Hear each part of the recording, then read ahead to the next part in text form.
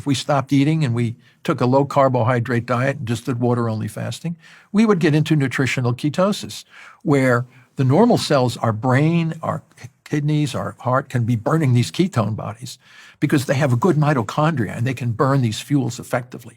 The tumor cells have a bad mitochondria. They can't burn those fuels. They're dependent on glucose and glutamine. We can replace glucose and glutamine with ketone bodies in the normal cells of our.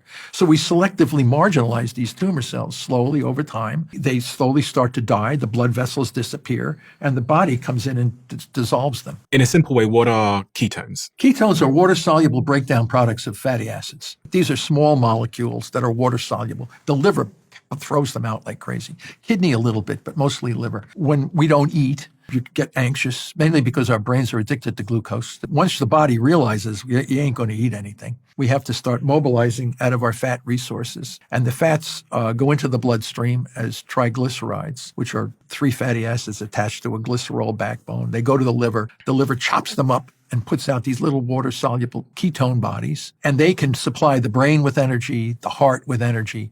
And not only that, they're a super fuel. It's unbelievable. That mitochondria burns these ketones. When they burn ketones, they become even more energy efficient. They don't need as much oxygen to generate more energy. That's why my colleagues called super fuel, because you can get more energy, bang for buck, burning a ketone body than you can burning a pyruvate coming from glucose, or even a fatty acid. Our ancestors were always in a state of ketosis. You get into that state by consuming very few carbohydrates and having a lot of energy. And this is the way our ancestors were.